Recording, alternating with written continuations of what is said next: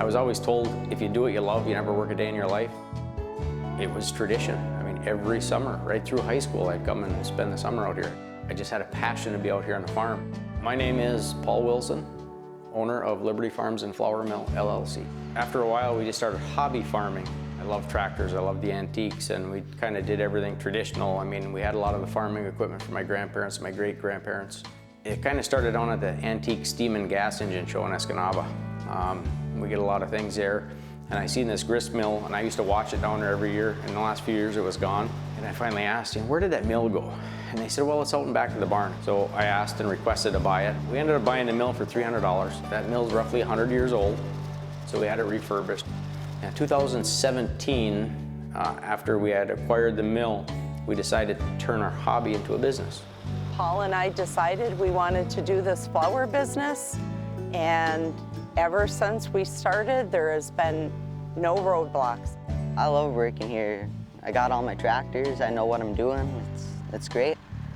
I have a good dad and a good mom, good parenting and everything. And I love my dogs.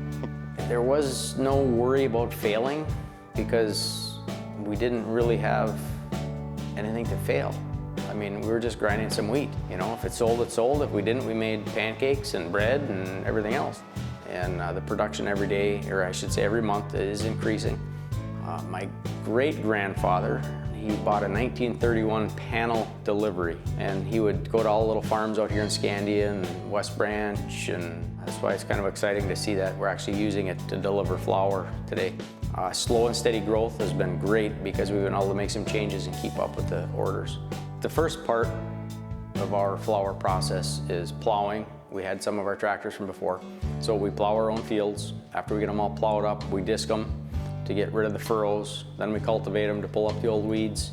After they're cultivated, we disc them again. Then we got a spike tooth drag that we pull over. It levels the fields out real nice. We went out and purchased a grain drill, so we actually put our own grain in the ground.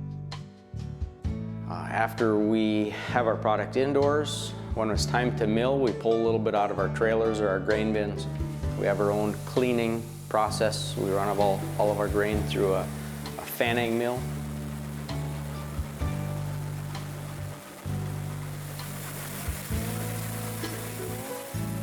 After our grain is cleaned, then we bring it up to the mill and we mill our flour.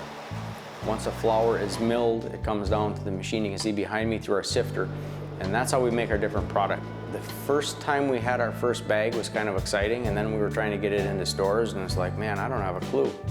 The first 10 stores we went to in the Marquette area were all yes, which totally surprised me. It's like, this is easier than I thought. Then my confidence just grew tremendously. And currently we're in about 50 stores. We're in 4 bakeries buying in bulk from us now. And our product has only been out for 9 months. So it's been slow and steady growth. We've been able to keep up with the growth. I think this business is rapidly succeeding, and I think we're gonna rock the world. I'm just happy to be doing this with my family. We're very hard workers, and I think we're gonna go a long way. My plans in going forward are always focused on a fresh product. We don't mill anything and put it on the shelves. We get our orders in and then we mill it and deliver fresh. We can run about 16,000 pounds of grain through this mill a week, and that's only working an 8-hour day. So we got lots of room for expansion. What I mean by expansion is our product line into other states, Minnesota and Wisconsin, Lower Michigan. I think that'd be exciting. But at the same time, we are across about 1/3 of the UP, and I want to reach the entire UP. So that's another 2/3 growth. I don't think we'll ever leave Scandia unless our business grows that big where we will open another facility. But right now our intentions are staying here. We will never leave this area.